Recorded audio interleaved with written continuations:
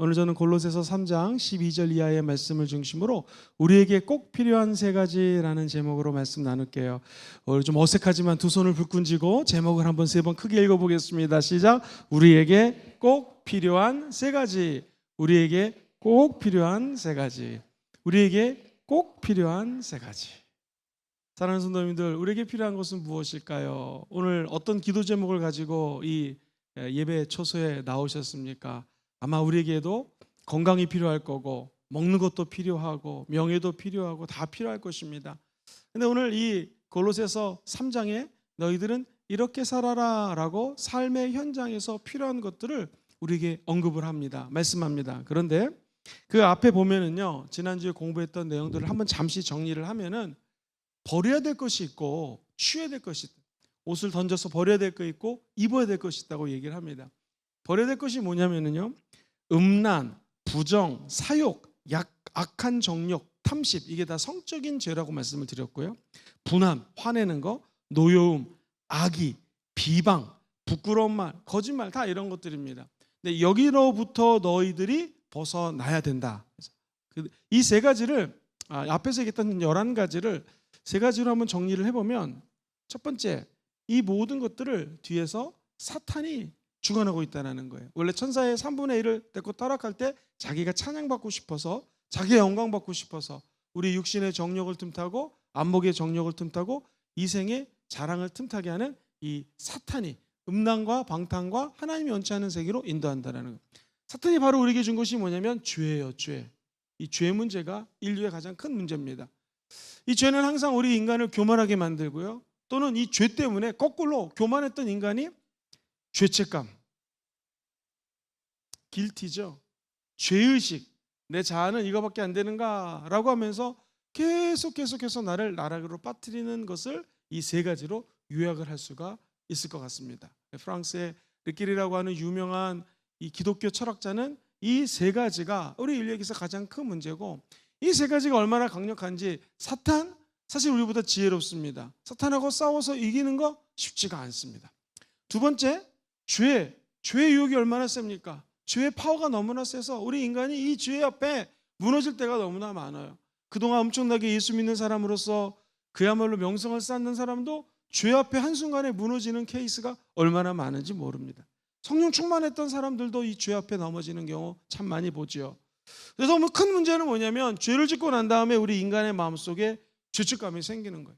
도대체 마귀의 이 절대 권력 같은 세 가지 작전, 마귀가 세워놓은 이 세 가지를 갖다가 우리 마음에 들어놓으면은 슬슬 내 마음속에 음란, 부정, 사욕, 악한 정욕, 탐심, 분하고 노엽고 화가 나고 악한 마음, 비방, 부끄러운 말, 거짓말, 기타 등등의 것들이 내 삶을 완전히 이 마귀의 세계로 휘몰아쳐 인도한다는 것이죠. 이거 어떻게 하면 좋겠습니까?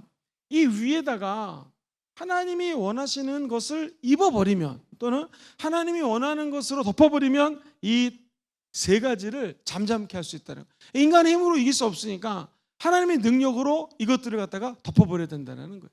오늘 우리에게 꼭 필요한 거는 여러 가지가 있지만, 내 안에 역사하는 사탄, 그리고 내 안에 뿌리 깊이 내려져 있는 이 죄 문제, 그리고 죄를 짓고 나면은 죄책감에서 시달리고 있는 나, 이거 어떻게 할 것인가? 한번 같이 말씀을 통해서 하나님은 이 세 가지 마귀의 루트를 어떻게 잠잠케 하고 승리케 하고 우리에게 정말 예수 그리스도의 영광을 드러내는 크리스찬으로 살아가게 할 수 있을 것인가, 이 세 가지를 나누겠습니다. 먼저 첫 번째는 한번 따라해볼까요? 사랑입니다. 근데 이 사랑에 대해서 골로새서는 사랑에 대해서 언급하기 전에 먼저 아까 드렸던 것과 반대되는 것을 옷으로 입으라라고 5가지를 얘기하고, 여섯 번째, 이 모든 것들을 다 용서하십시오 그러면서 사랑에 대한 언급을 합니다. 천천히 한 절씩 읽으면서 말씀을 드리겠습니다. 자, 12절 같이 한번 읽어볼게요. 시작. 그러므로 너희는 하나님이 택하사 거룩하고 사랑받는 자처럼. 자, 우리가 어떻게 살아야 되는가요? 하나님 택한 거 믿으시면 아멘 해볼까요? 하나님이 거룩하니 너희도 거룩하라 그랬잖아요. 우리가 이렇게 사는 걸 다 알아요. 사랑받는 자처럼. 사랑이 답이거든요. 우리는 어떤 옷을 입어야 되는가? 5가지. 시작. 긍휼, 자비, 겸손, 온유, 오래 참음. 긍휼이라고 하는 것은요, 내가 많이 받았기 때문에 남들을 긍휼히 여겨주는 거예요. 그래서 사랑을 많이 받고 자란 자녀들이 또 다른 사람들을 불쌍히 여기는 것을 보게 되죠. 그래서 내 삶을 돌이켜보면은 나를 긍휼하게 여겨주셨던 하나님이 얼마나 많습니까? 그런 사건들이 한둘이 아니죠. 아니 사람이 아니더라도 내 주변의 사람들이 내가 부족하고 사탄 때문에 넘어지고 죄 때문에 자빠지고 죄책감 때문에 시달릴 때 우리에게 나타나서 사랑을 주고 커피 한 잔을 주고 긍휼히 여겨주고 맨날 죄를 졌는데도 여러분의 원리더들, 리더들, 주의종들 또 품어주고 사실 우리 그래서 여기까지 온 거 아니겠습니까? 그게 긍휼이거든요. 자비는 뭐냐면은요, 하나님께서 다른 사람들에게 친절할 수 있는 은혜를 부어주는 거예요. 그래서 카인드로 대부분이 번역이 되어 있습니다. 다른 사람들에게 친절하게 대할 수 있는 것, 이런 옷을 입으라는 거예요. 세 번째 옷은요, 겸손의 옷을 입어라. 이 반대는 마귀가 가장 좋아하는 교만이잖아요. 사람이 교만하면 욕심을 갖게 되고 용심이 잉태한즉 죄를 낳고 죄가 장성하면 사망의 길로 인다는 거예요. 진짜 성경에 이 모든 것들이 공식화되어 있어요. 겸손하면은 교만함하고 멀어지는 삶을 살 수 있어요. 겸손의 옷을 입어라. 우리 인간은 사실 교만해지기가 쉽거든요. 칭찬 한 번만 받으면 그럼 내가 누군데, 그죠? 우리가 무슨 일이 잘 되면 이거 내가 한 거야, 이런 교만한 마음이 들 때가 한두 번이 아닙니다. 그래서 날마다 우리에게 필요한 옷은 겸손의 옷을 입으라는 것이죠. 네 번째는 온유의 옷을 입으라는 거예요. 될 수 있으면 사람들에게 화를 내고 분을 내지 말고, 앞에 얘기했던 마귀가 좋아하는 옷하고 반대되는 옷이 바로 이 온유의 옷이라는 것입니다. 옆 사람에게 한번 온유한 웃음을 지으시면서 이렇게 얘기해 보겠습니다. 나 이래봬도 온유한 사람입니다. 시작. 나 이래봬도 온유한 사람입니다. 이게 말은 이게 가능하지만 사람이 화가 날 때 맨날 온유의 옷을 입는 것은 쉽지가 않습니다. 화가 나면 뿔같이 화가 나기도 하고 이게 참 어려워요. 그렇지만 될 수 있으면 교만한 것이 아니라 겸손, 온유의 옷을 좀 입도록 해라. 그래서 될 수 있으면 오래 참음, 이게 5가지 옷입니다. 근데 이 옷을 입는 것을 참 입고 싶은데 설교를 하는 저도 이 5가지 옷을 맨날 입기는 여간 어렵지가 않습니다. 그러면서 하나님이 한 단계 더 나아가서 사도 바울을 통하여 좀 더 어려운 요구를 합니다. 이게 13절 말씀이에요. 같이 한번 그 다음 절 읽어볼게요. 시작. 누가 누구에게 불만이 있거든 서로 용납하여 피차 용서하되 주께서 너희를 용서하신 것 같이 너희도 그리하라. 누구에게 불만이 있거든. 사실 여기서 여러분과 제가 한솥밥을 먹고 있는 우리 영적인 가족입니다. 어찌 사람이 살면서 불만이 없겠습니까? 불만이 있습니다. 그렇게 사랑으로 키워준 부모님에게도 불만이 생기고, 형제 자매에게도 불만이 생기고, 남편과 아내 사랑해가지고 정말 눈 맞아가지고 피 튀기는 그 눈, 번개치는 눈 때문에 결혼을 했는데, 그죠? 두 사람의 불만이 얼마나 많습니까? 이래서 불만 저래서 불만. 내가 한 번은요 어떤 목사를 만났는데 아내가 요리를 너무 잘하는 거예요. 그래서 모든 목사님들이 부러워가지고 결혼 잘하셨습니다 그랬더니 아내가 요리를 너무 잘해가지고 배가 나와서 불만이라는 거예요. 별의별 불만을 다 봅니다. 요리를 잘하면 불만, 아내가 요리를 못하면 불만. 사랑하는 남편과 아내도 맨날 불평 불만 속에 살 수 있거든요. 누구에게나 불평이 이게 다가올 수 있고요, 불만이 다가올 수 있어요. 근데 성경은 얘기합니다. 서로 어떻게 해요? 용납하고 피차 용서하라는 거예요. 내가 다른 사람들에게 불만거리를 제공했을 확률이 또 있거든요. 그러면 나도 그 사람에 대해서 용서를 해야 되고, 거꾸로 어떤 사람이 나에게 불만족스러운 행위를 했어요.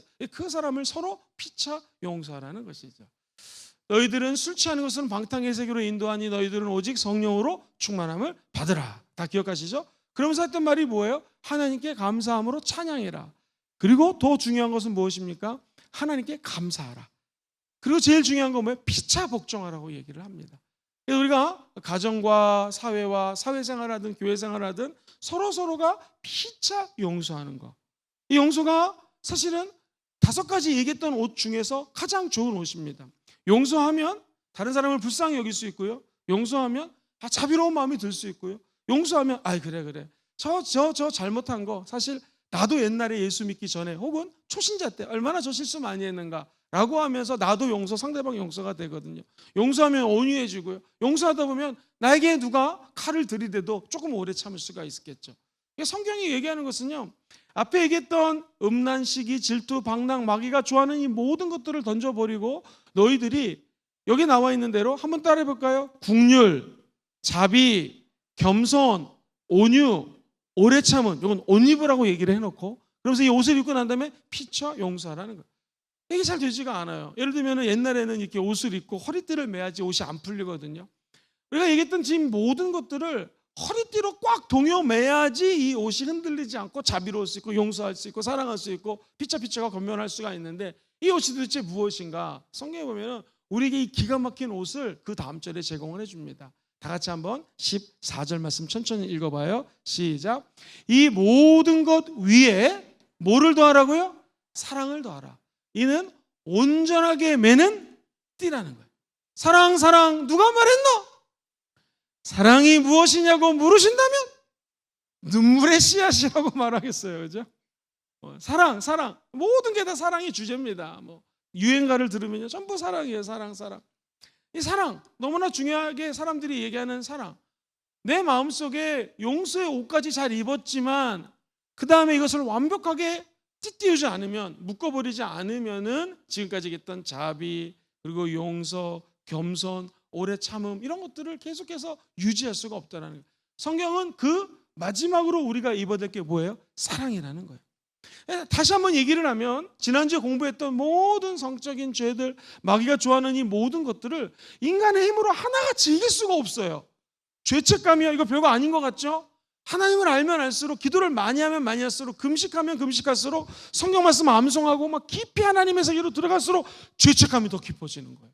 오히려 예수 대충 믿었을 때는 죄책감을 갖지 않는데, 기도하다가 말씀 보다 보면 내가 그 사람에게 말한 게 실수가 아닌가? 별의별 죄책감이 우리를 사로잡을 때가 있어요. 이게 나쁜 게 아닙니다. 신앙이 깊어지면 깊어질수록 죄책감에 빠지는 경우가 있어요. 무섭습니다.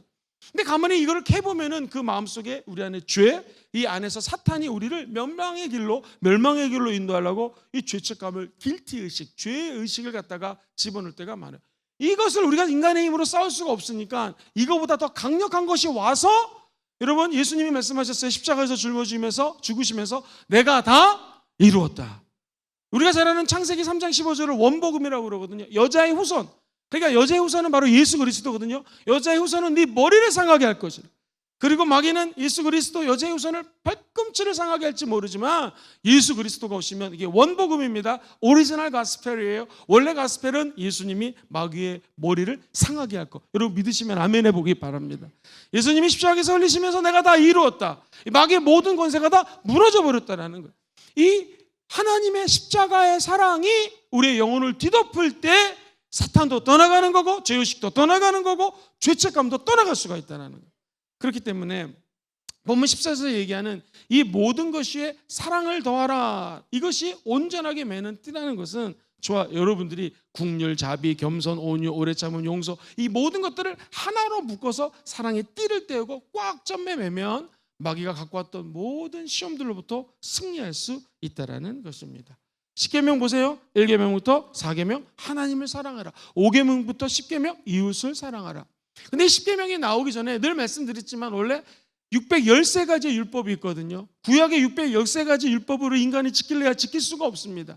아침에 눈을 뜨면은 이웃을 사랑해야 되고 모든 행위로서 다 율법을 이루어야 되는데 이걸 이룰 수 있는 사람이 하나도 없어요. 심지어 하지 말라라는 게 365가지예요. 뭐 하라는 게 248가지예요. 이거 더하면 613개가 나오는데 우리 인간은 이 율법을 따르고 지킬래야 지킬 힘이 없어요. 그래서 우리 하나님이 모세를 통하여 10계명 줬는데요. 모든 율법의 완성이 사실은 10계명인데요. 이 10계명은 하나님을 사랑하고 이웃을 사랑하라. 10계명조차 우리 인간이 지키지 못하니까 신약시대에 우리 예수님이 오셔서 2가지 율법으로 압축해 주셨죠. 다 같이 그 율법을 외워볼까요? 그거 첫 번째 되는 계명, 시작. 너는 마음을 다하고 목숨을 다하고 뜻을 다하고 힘을 다하여 야훼 하나님을 사랑하라. 이게 크고 첫 번째 되는 계명이라는. 두 번째 계명은 무엇입니까? 너의 이웃을 내 몸과 같이 사랑하라. 사랑이 마치 십자가처럼 내 영혼을 뒤엎어서 하나님 사랑합니다. 그 사랑으로 나를 사랑하고 이웃을 용서하고 이웃에 대해서 권면하게 되고 불쌍히 여기게 되고 나눠주게 되고 노여하지 않고 겸손하게 되는 이 사랑, 그죠? 이게 십자가의 사랑이에요. 십자가의 나를 뒤엎는 순간에 마귀 갖고 있는 사탄, 죄책감으로부터 자유할 수 있다는 것입니다. 사랑하면 원수는 작아지고 없어집니다. 시작. 사랑하면 원수는 작아지고 없어지는 것. 사랑이 답입니다. 우리 인간이 사랑을 하면 원수는 작아져요. 그리고 원수가 없어져요. 그러므로 예를 들어 보겠습니다. 목사님, 여기 물컵이 있는데 물컵 안에는 공기가 있잖아요. 이 공기를 좀 빼주세요 라고 물어보신다면 이거 어떻게 뺍니까? 아무리 펌프질을 해도 공기는 안 빠질 거예요. 그런데 우리 집사님께서 저에게 목사님 여기 물이 있습니다 라고 물을 갖고 왔어요. 제가 이 물을 이 컵에다가 콸콸콸콸 따르면 이 안에 있는 공기는 당연히 없어지고 뭐가 차요? 물로 차는 것이죠. 저와 여러분들이 사탄이 주는 생각들, 죄의식, 죄책감 이건 우리 안에 있습니다. 누구에나가 있어요. 예수를 지금 믿으신 분도 10년을 믿은 분도 아니 50년을 믿은 주의 종도 이런 것들이 우리 안에 존재할 수가 있어요. 이거를 없애려고 애쓰지 마시고 저와 여러분의 영혼의 그릇 안에 집어넣을 것이 있어요. 그게 사랑이라는 것입니다. 사랑이 들어가면 마귀가 떠나가는 것이에요. 사랑이 들어가면 이 공기컵 안에 공기가 사라지고 산소가 사라지고 그 공기들이 없어지고 물이 채워지는 것처럼 하나님의 사랑이 우리 죄책감, 우리의 죄를 떠나보게 한다는 거예요. 그래서 예수 믿는 사람들은 이런 것들 마귀가 주는 것에 목숨을 걸지 말고 이거보다 위대하신 하나님의 사랑에 목숨을 거시라는 거예요.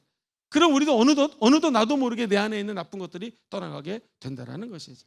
나쁜 피 뽑아내려고 하는 것도 중요하지만 좋은 음식 먹고 건강하면 내 몸 안에서 좋은 피가 생겨나는 것이죠. 그럼 나쁜 피가 떠나가는 것처럼 나쁜 거를 쫓아내려고 하지 마시고 오늘 저와 여러분들이 이 아침에 예수님이 주시는 하나님의 사랑의 물결 속에 들어가시게 되기를 주의 이름으로 축원드립니다. 사랑하는 성도님들, 초대교회 성도님들은 어땠을까? 칼바르트라고 하는 위대한 신학자가 이런 말씀을 했어요. 난 굉장히 이 메시지가 철학적이면서도 굉장히 제 마음속에 다가와요. 이 말이 정답이에요. 그 예정론이라는 게 있잖아요. 예정론. 하나님이 너를 미리 택했다. 너는 미리 너를 알았다. 예지 예정이거든요. 로마서에 보면 이게 계속 나오죠. 이 예정론을 두 가지 이중적 예정론으로 이 칼바르트가 정의를 했는데 첫 번째는 뭐냐면 하나님이 저와 여러분들을 선택한 거 믿으시면 아멘 해볼까요? 축복과 생명과 영생을 주기 위해서 저와 여러분들을 선택했습니다. 이 예정론이죠. 얼마나 멋있어요. 맞아요. 우리 주님은 조영기 목사님 표현으로 하면은 여러분이 영혼이 잘된 같이 범사가 잘 되고 강건해지는 것입니다. 믿으십니까? 영혼이 잘 되면 진짜 범사가 잘 되고 진짜 강건해집니다. 사실 이 메시지는 우리가 잘 아는 오럴 로버츠라고 하는 위대한 종이 죽을 병에 걸렸다가 그분이 이 말씀을 갖고 살아났습니다. 그리고 결국에는 오럴 로버츠 대학교까지 세우는 그런 위대한 사건이 펼쳐져요. 이용원 목사님이 조영기 목사님이 미국에 오셨을 때에 오럴 로버츠 목사님이 이제 거의 천국 가시게 된 거예요. 그랬더니 그 조영기 목사님 세계에서 최대 교회를 이끌었던 목사님이 오럴 로버츠 목사님 앞에 무릎을 꿇으면서 안수기도 해달라고 하더래요. 그래서 오럴 로버츠 목사님이 천국 가시기 전에 조 목사님께 안수기도하는 모습을 이영호 목사님 옆에서 지켜보면서 굉장히 감동을 받았다라는 거거든요. 오럴 로버츠 목사님이 평생에 목숨 걸었던 것은 뭐냐면은 영혼이 잘 되는 거, 하나님 사랑이죠. 범사가 잘 되는 거 하나님의 사랑이죠. 여러분 강건하기 원하시면 아멘 해볼까요? 하나님 사랑 없이 어찌 우리 인간이 강건해질 수가 있겠습니까? 사실 성경은요 모든 것들을 사랑으로 해석을 할 수가 있습니다. 창세기부터 계시록까지 성경을 쥐어짜면 나오는 게 사랑 덩어리예요. 사랑이에요. 사랑 뚝뚝뚝뚝 사랑이 떨어지는 것입니다. 자, 그런데 이 사랑이라고 하는 것이 칼바르트 해석에 의하면은 하나님 우리를 예정할 때 축복과 생명을 위해서 예정하셨고, 두 번째 이중적인 구조가 하나님의 아들 예수가 자기 자신에게는요 버림, 두 번째 저주, 세 번째 죽음을 예정했다라는 거예요. 이중적인 예정이에요. 즉 저 여러분들을 위해서는 하나님이 이처럼 세상을 사랑해서 독생자 예수를 이 땅에 보내주시고 죄를 구원해 주시고 죄책감으로부터 자유케 해주시고 마귀가 주는 모든 것들로부터 승리케 해준 하나님의 사랑을 찬양합니다. 이게 가장 중요한 예수 십자가의 사랑이죠. 그리고 정작 자기 자신에게는 뭘 예정했냐면 십자가의 죽음, 버림받음, 저주, 눈물. 그러니까 우리가 이 얘기하는 사랑, 기독교에서 이야기하는 이 핵심 진리는요 십자가의 처절한 고난과 눈물과 고통 속에서 이 사랑이 생성됐다라는 것이에요. 그러니까 사랑은 그냥 공짜가 아닙니다. 이 십자가의 사랑은 너무나 존귀하고 어떻게 돈을 주고 살 수 없을 정도로 값어치가 있기 때문에 예수님이 십자가에서 죽기까지, 다시 말해서 칼바르트가 얘기한 예정론에 의하면 우리 인간이 축복받고 영생을 받고 건강하고 잘 되기 위해서 택정함을 입은 첫 번째 예정적인 하나님의 진리가 있었다면, 두 번째 하나님 자기 자신은 버림받고 십자가에서 죽고 저주를 받아서 이 사랑을 저와 여러분들에게 부어주셨다는 거예요. 그러므로 우리가 예수를 믿는다는 것은 앞서서 얘기했던 모든 음란한 죄들 이런 것들을 던져버리고 의의 옷을 입고 평강의 옷을 입고 얘기했던 교만하지 않고 겸손의 옷을 입고 조바심을 갖지 않고 오래 참을 수 있는 옷을 입는 거든 모든 것들은 바로 십자가 예수 그리스도의 사랑의 옷을 입으라는 것입니다.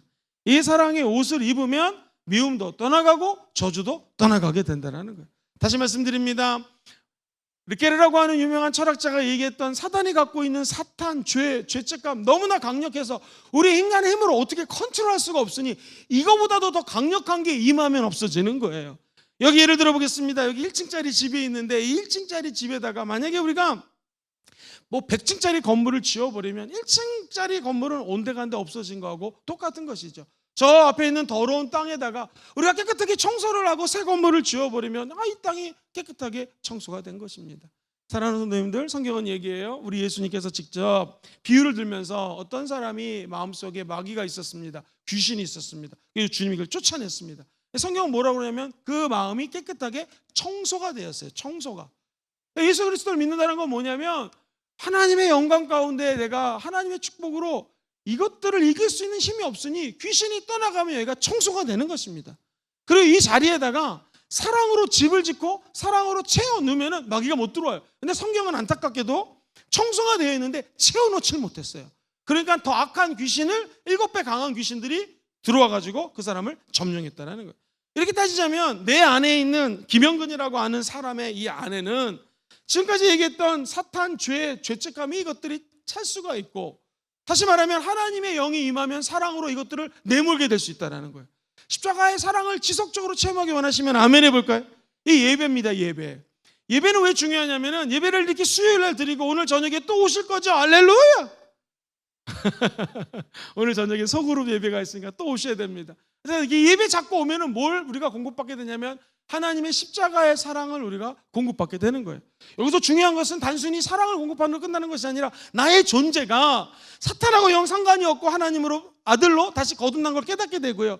수마시아는 죄에 대해서 이해가 돼요. 나를 재해석하는 거예요. 많이 죄를 졌지만 우리 주님의 사랑으로 용서해 주십니다. 더 이상 죄책감 갖고 살지 않는 힘이 이 예배를 통해서 공급이 되는 거예요. 이 하나님으로부터 공급되는 사랑으로 나를 재해석하고 내가 이런 존재구나, 왕 같은 제사장이요, 하나님이 택한 백성이라는 것을 깨닫게 되는 것이죠. 그리고 나서 드디어 우리는 이웃을 사랑할 수 있는 힘이 생기게 된다는 거예요. 이 세상 어떤 사람도요, 심지어 목회자들도 내가 예수 그리스도로 충만하지 않은데 다른 사람을 사랑을 한다? 내가 너무나 막 탈진이 되어 있고 막 너무너무 힘이 없는데 다른 사람을 위해서 일을 한다? 이건 거의 불가능합니다. 여러분들이 오늘 먼저 하나님 일하기 전에 예수 십자가의 상으로 가득 채우는 귀한 시간 되기를 주의 이름으로 축원드립니다. 그래서 칼바르트는 예정론을 이중예정론이라고 하고 우리 인간을 향한 예정, 너무나 아름다운 사랑이 깃들어 있고, 그러나 그 사랑은 예수 십자가 그 처절한 고난 때문에, 고통 때문에 십자가의 사랑이 우리 영혼 속에 아로 새겨졌다는 것을 잊지 않게 되기를 주의 이름으로 축원드립니다. 이 모든 것들을 덮을 수 있는 첫 번째 꼭 필요한 것이 우리에게 뭐라고요? 사랑이에요. 사랑. 두 번째입니다. 저는 이 두 번째가 더 중요한 것 같아요. 한번 따라해 보시죠. 평강. 평강이 뒤엎으면 사탄, 죄책감 이런 것들이 떠나갈 수 있다. 자, 한번 말씀을 통해서 확인해 보죠. 15절 그 다음 절 천천히 읽어봐요. 시작. 그리스도의 평강이 너희는 평강을 위하여 한 몸으로 부르심을 받았나니 너희는 또한 감사하는 자가 되라. 그리스도의 평강이 우리의 마음을 주장하게 하라. 왜냐하면 우리를 평강을 위해서 한 몸으로 부르셨다고 얘기합니다. 그리스도의 평강과 호 에이레네 투 크리스토라는 단어가 쓰였는데요. 에이레네라고 하는 것은요, 이렇게 생각하시면 됩니다. 이제 여러분 이거 예입니다. 나는 여러분들이 영혼이 잘 되고 검사가 잘 되고 강건하기를 주의 여러분 축원합니다. 근데 만약 어떤 사람이 10년 동안 몹쓸병에 걸렸어요. 거의 죽다고 얘기를 했습니다.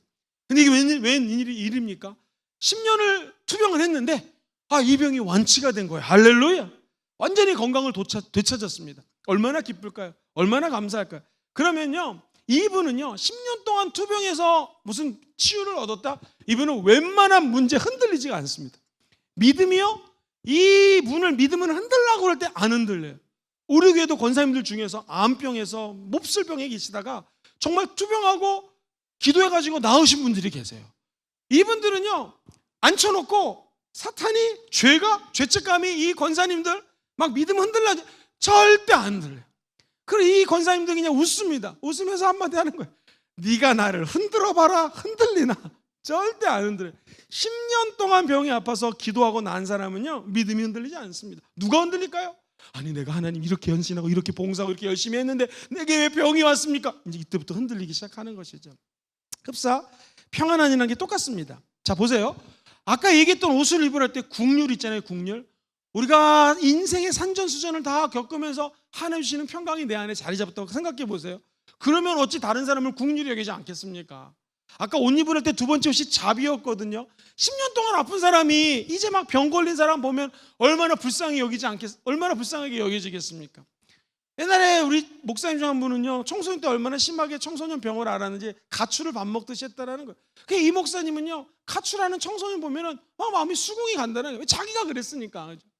누가 아프다, 내가 아팠던 사람들은 그 사람이 불쌍히 여기고 감사하게 생각을 할 수가 있는 것이죠.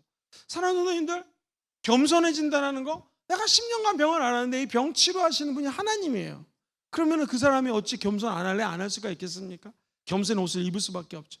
온유해지는 것이고, 10년 동안 투병했는데 오래 참음, 다섯 번째 옷이 오래 참으면 오래 참게 되죠. 용서, 아파 보니까, 죽음의 문턱에 가보니까 모든 아팠던 분들의 고백이 무엇입니까? 죽길보처럼 갔더니 이 세상 살면서 화내고 짜증내고 미워했던 게 아무것도 아니라는 걸 깨닫는 것이죠. 그러면서 그때 비로소 용서할 수 있게 돼요. 사랑의 옷이 위대한 것처럼 우리에게 정말 꼭 필요한 것은 이 평강의 옷이라는 거예요. 근데 이 에이레네라는 것도, 이 평강도 우리 인간의 힘으로 사탄 죄의 죄책감 이길 수 없듯이 이게 평강이 우리의 힘으로 다가오지가 않습니다. 에이레네라고 하는 것은 하나님의 완전한 평강이에요. 그래가지고 돛담배 하나밖에 없고 지금 태풍이 몰아치는데 그 가운데서도 평안한 게 에이레네예요. 에이레네라는 것은 구약의 사상으로는 샬롬이거든요. 샬롬은요, 진짜 영혼이 평안한 거예요. 범사가 편안한 거예요. 몸이 막 강건해가지고 모든 인생이 다 평안한 거예요. 그러니까 이 샬롬이라는 단어에는 모든 축복의 메시지들이 다 들어져 있어요. 여러분 생각해 보세요. 어찌 인간이, 지금 제가 건강하거든요. 맨날 이렇게 건강할 수 있겠습니까? 저도 좀 고백할 게 있는데 지지난주에 장염 걸려서 고생했습니다. 일주일 동안 고생했어요. 신방 가야지, 또 이렇게 수요예배 설교해야지, 또 뭐 일 있어야지. 엄청 고생했습니다. 우리 인간이, 지금 제가 건강하지만 어찌 맨날 건강할 수가 있어요? 우리 인간에게는 모든 평강, 이 샬롬, 그거를 100% 갖고 있을 수 있는 사람은 없어요. 이 모든 완벽한 평강은 누가 부어주셔야 돼요? 하나님이 평강을 부어주셔야 돼요. 그래서 우리에게 꼭 필요한 것은, 인간이 무슨 넓은 바닷가를 보면서 저 깊은 금정산에 올라가고 뭐 호흡을 하고 좋은 공기를 마셔서 평강하다. 물론 1분, 2분, 뭐 길면 1시간, 아니 또 길면 일주일 정도, 한 달 정도는 평강할 수 있지만, 이런 평강이 우리를 영속적으로 과연 평강의 세계로 인도할까요? 정답, 인도할 수가 없습니다. 아무리 여행을 갔다 오고요, 아무리 좋은 집에 살고요, 자동차 아무리 뭐 람보르기니 뭐 이런 차들 몰고 다녀도 그게 평안할까요? 아닙니다. 또 다른 욕심을 낳고 또 다른 유혹거리가 우리 마음속에 새롭게 다가오게 된다는 것이죠. 이 로마 시대를 생각해 보십시오. 팍스 로마나, 무슨 뜻입니까? 로마의 평화. 근데 이게 사실은 절대 이데올로기였거든요. 근데 정작 로마 사람들은 평화를 위해서 전쟁을 했잖아요. 인간이 얘기하는 평화는 전쟁을 하고 약육강식으로 점령을 할 때, 길을 뚫어서, 왜 뚫었습니까? 모든 길은 로마로 통한다. 군수 물자 날라야 되기 때문에. 저 중국의 만리장성 가보십시오. 마차가요 2대가 지나갑니다. 그 높은 산 중에 이 엄청난 길이, 우주선을 타거나 인공위성에서 눈으로 볼 수 있는 게 만리장성이라 하잖아요. 엄청납니다. 저도 한번 예전에 갔다 깜짝 놀랐습니다. 그 인간들이 만져놓았다고 그 평강이 임하던가요? 아니요. 제가 말씀드렸죠. 만리장성이 어떻게 넘어졌습니까? 난공불락의 성인데 그 문 지키는 사람이 북쪽 오랑캐한테 돈 받아가지고 그래 해가지고 문 열어줬다가 그냥 무너져 버린 거예요. 우리 인간이 생각하는 놀라운 평화 이런 거 없습니다. 항상 마귀에게 무너지게 되어 있습니다.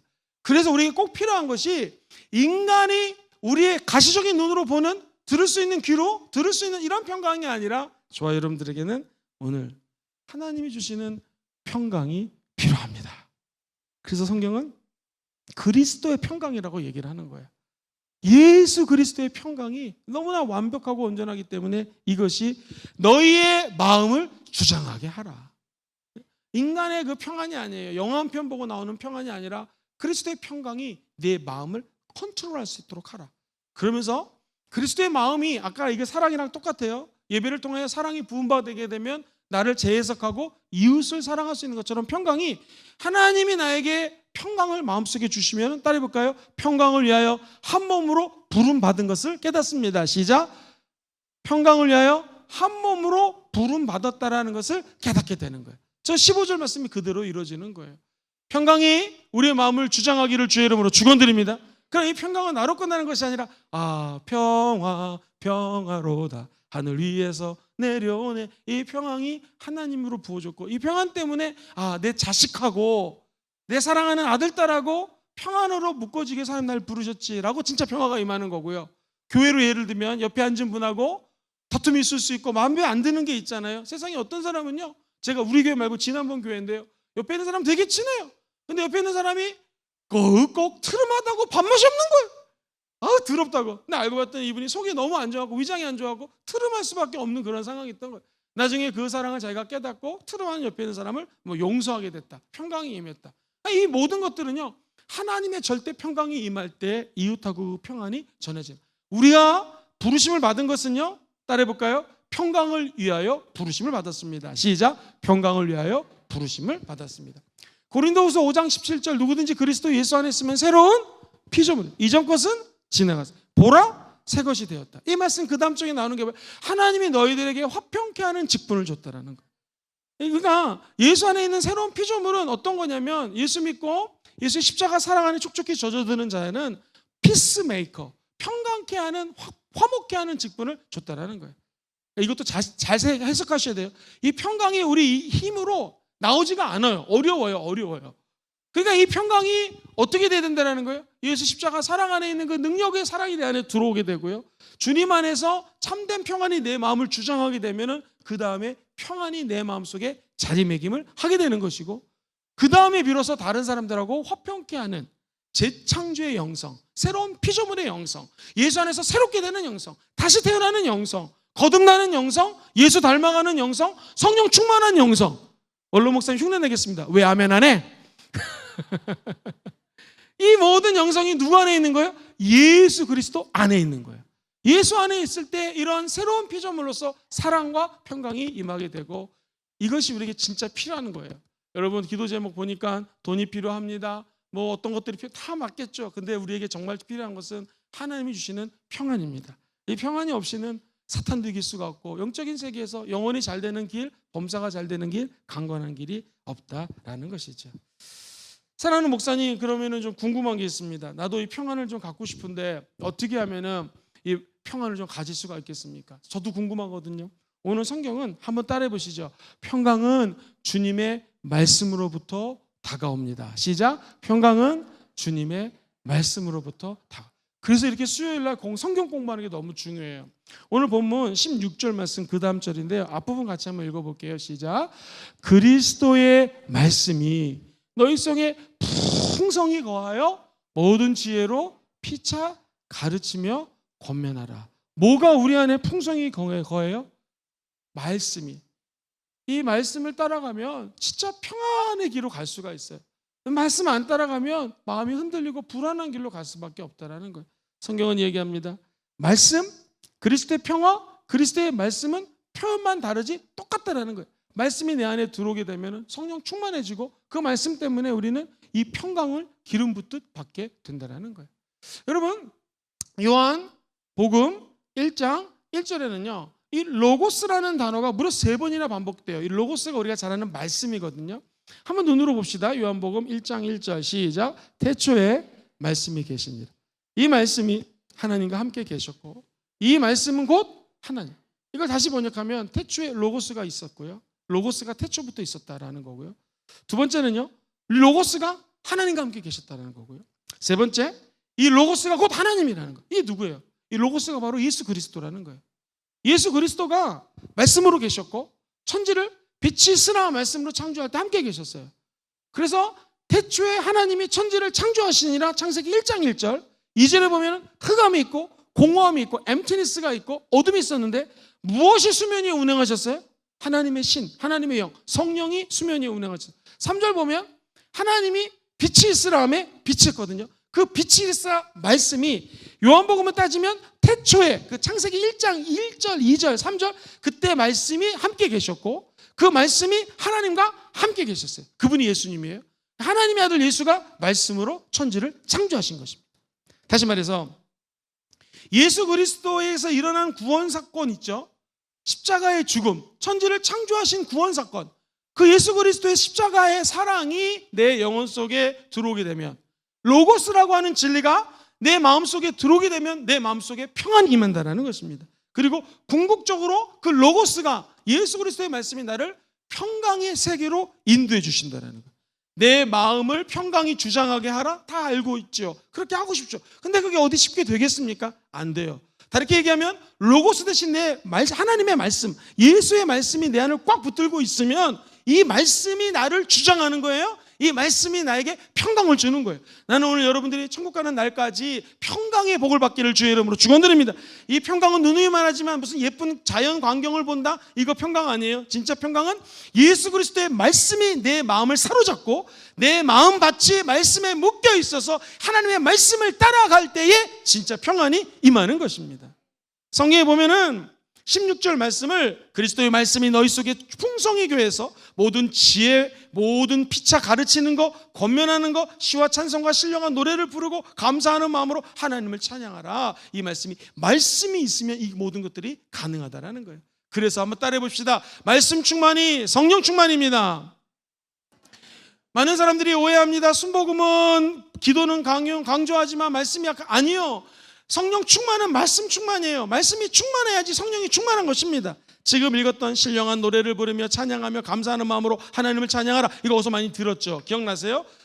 에베소서 6장에 보면은요, 영적 전쟁에 대해서 말씀을 하죠. 6장 바로 전에 5장에 보면은 너희는 이 때가 악하니까 세월을 아끼라, 때가 악하다, 지혜 없는 자 같이 행하지 말고 오직 지혜 있는 자 같이 행하라 하면서 했던 말이 뭐예요? 너희들은 술 취하지 말라, 이는 방탕한 것이니 오직 뭘 받아요? 성령 충만은 받아라. 성령 충만. 그러면서 했던 말이 20절에 보면 뭐라고 표현이 됩니까? 시작. 시와 찬송과 신령한 노래들로 서로 화답하며 너의 마음으로 주께 노래하며 찬송하며 범사에 우리 주 예수 그리스도의 이름으로 항상 아버지 하나님께 감사하며, 그 다음 절도 안 나오는데 예수 그리스도 안에서 서로 피차 복종하라 라는 게 21절에 나와요. 다 연결이 되어 있어요. 그러니까 에베소서에서 말씀에서는 성령으로 충만하라, 여기서는 뭐예요? 말씀으로 충만하라. 두 가지가 다 똑같은 거예요. 성령 충만하면 말씀 충만해집니다. 성령 진짜 충만하면 말씀을 사모하게 되는 것이죠. 지금 이렇게 말씀을 듣는데 조는 사람들이 한 명도 없어요. 할렐루야. 어제 우리가 비전 트립 갔다가 밤 11시에 왔습니다. 근데 저도 안 졸리고 갔다 오신 분들도 안 졸고 계십니다. 이게 왜 그러겠습니까? 성령 충만하면 이렇게 되는 거예요. 말씀 충만하면 정말로 기뻐지고 마음속에 평강이 자리를 잡게 된다는 거예요. 특별히 요즘에는요, 모든 것들이 다 스마트폰으로 하죠. 은행 업무라든가 뭐 카카오톡, 모든 것들이 핸드폰 가지고 하기 때문에 사람들이 지식에 목마르지 않습니다. 왜? 물어보면 다 핸드폰이 대답해요. 네이버, 다음 이런 데 가가지고 물어보거나 유튜브에서 알고 싶은 거 찾으면 다 찾을 수가 있습니다. 그런데 그렇게 많은 사람들이 정보를 얻는데 지식을 얻는다고 평강하던가요? 아니요. 지식이 더 쌓여지면 쌓일수록 평강하지 않아요. 뭘 하나 알고 나면 그 다음 걸 알려고 하는 또 욕구가 생기기 때문에 평안이 없습니다. 사랑하는 성도님들, 그래서 돈을 버는 시간을 줄여서라도 하나님 말씀 공부하셔야 됩니다. 여러분이 원하시는 거 하는 거 시간 줄여서라도 기도하셔야 됩니다. 성령 충만 받으셔야 됩니다. 이유는 한 가지, 이 세상 어디에도 참된 평안이 없는데 말씀에 평안이 있어요. 성령 안에 평강이 있어요. 이 평강이 우리의 마음을 주장할 수 있도록 우리를 말씀에 묶는 그런 역사가 있게 되기를 주의 이름으로 축원드립니다. 목사님, 그럼 우리 교회에서는 이 말씀을 묶으려고 무슨 일을 하십니까? 여러분 아침마다 카카오톡으로 7시만 되면 날라오는 문자가 있죠? 그거 읽으신 분들 한번 손들어 보십시오. 이거 할렐루야, 많이 읽으시네. 이거 읽으면은 올 열말에 상품이 나갑니다. 할렐루야. 왜 이렇게 상품을 주면서 읽으라고 그럴까요? 말씀 안에 거할 수 있도록 계속해서 오늘 오는 말씀을 읽어야 되고요. 이거 말고도 본인이 좋아하는 성경 말씀을 읽어야 되고요. 시편은 145편, 한 150편까지 있기 때문에 5절씩 매일 읽으면 30일 동안, 한 달 동안에 5편이죠. 5편을 읽으면 끝낼 수가 있고요. 잠언서도 한 30장, 31장, 즉 하루에 한 장씩만 읽으면 한 달이면 잠언서를 읽을 수 있어요. 그래서 시편, 잠언서도 늘 읽을 필요가 있고, 하나님의 말씀이 우리 곁을 지킬 때 우리는 흔들리지 않고 굳건히 평강이 우리의 마음을 주장할 수 있는 그런 은혜가 임하게 될 줄 믿습니다. 이렇게 수요 예배, 새벽 예배, 공예배, 또 요즘에는 우리가 잘 아는 소그룹 리더십 학교를 하고 있지 않습니까? 말씀 나와서 들을 때 저와 여러분들이 가질 수 있는, 세상에서 줄 수 있는 제일 축복, 평강이 임할지어다. 정말 필요한 것은 사실 돈도 아니고 명예도 아니고 마음의 평안인 거 믿으시기를 주의 이름으로 축원해요. 마지막 세 번째, 목사님 이 죄, 사탄, 죄책감 이거 어떻게 이길 수 있을까요? 세 번째, 한번 큰 소리로 따라해 보시죠. 감사. 감사가 내 영을 뒤집어 엎어버리면 이 모든 것들은 다 끝나버립니다.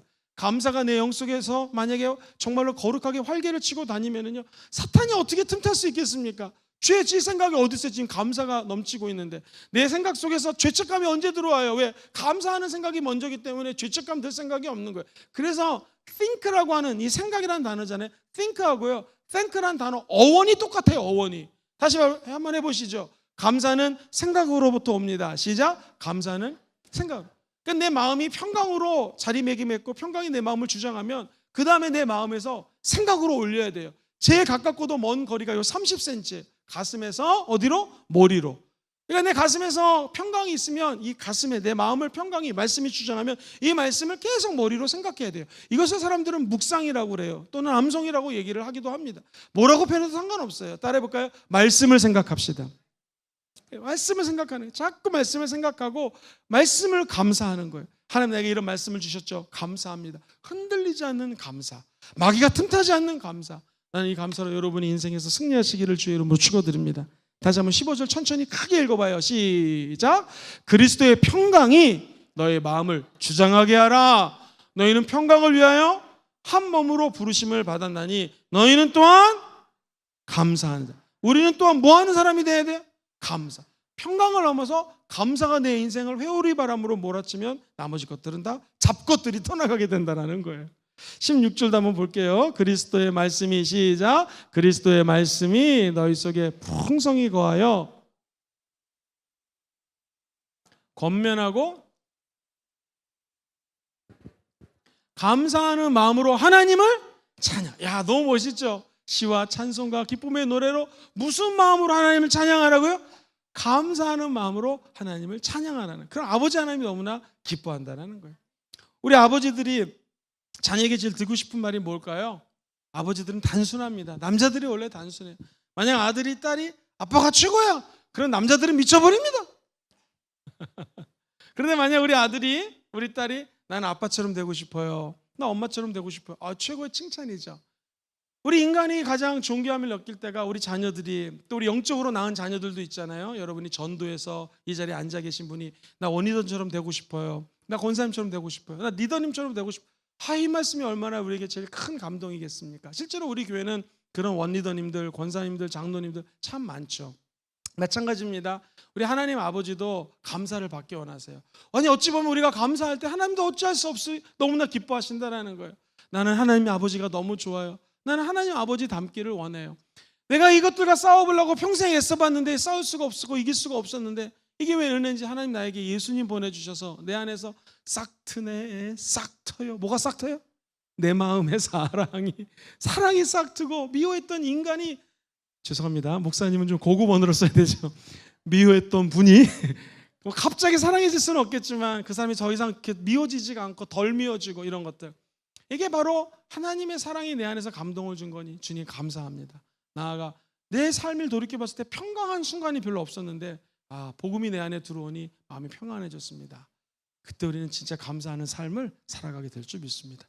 자, 그렇다면 목사님, 우리 순복음 금종교회는 이 말한 세 가지 꼭 필요한 것을 어떻게 교회 생활에 접목을 하고 있습니까? 우리 교회의 세 가지 비전입니다. 한번 따라해 볼까요? 예배. 이 예배는 왜 중요하냐면요, 우리 기독교에서 가장 중요한 의식이 예배 의식이고요. 저와 여러분들 하나님 만든 창조 목적이 예배를 위해서 만드셨기 때문에 제일 중요한 게 예배예요.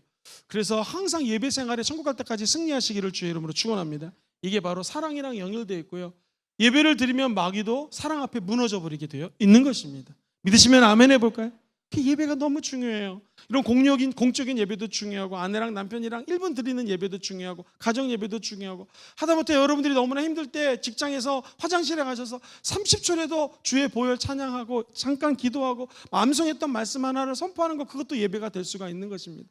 예배로 승리하시기를 주의 이름으로 축원드립니다. 하나님의 사랑은 예배가 없으면 우리 안에 깃들지가 않습니다.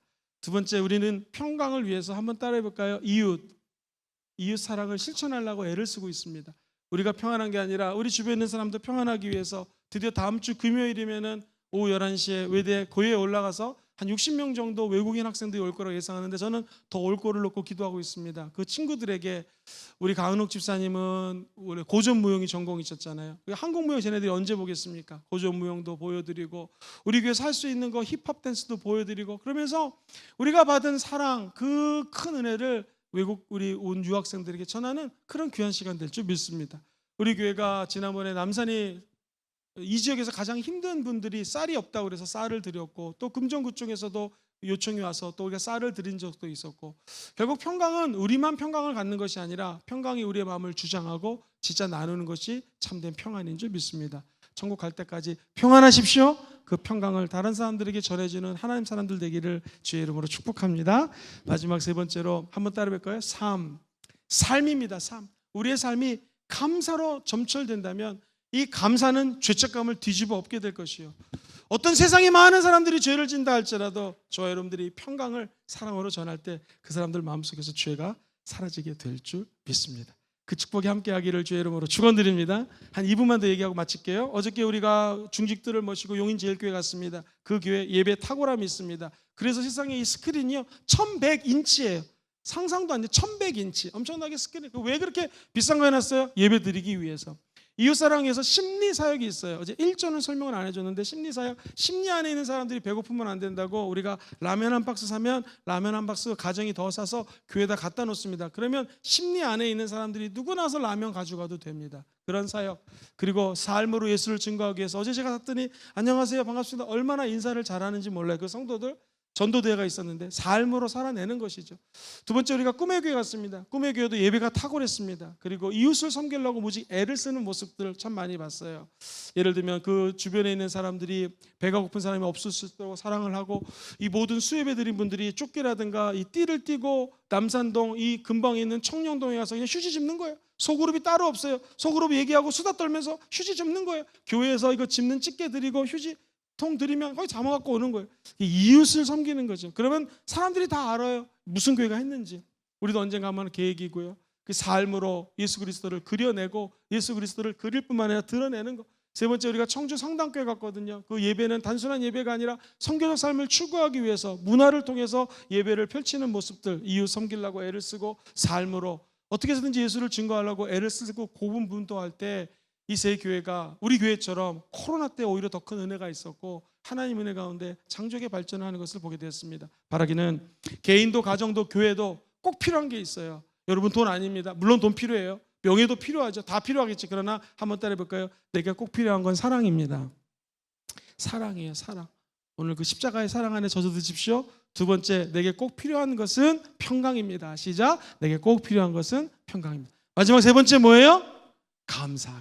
이 세 가지 붙들고 기도할 때 우리 인생에 기적이 일어나게 될 줄 믿습니다.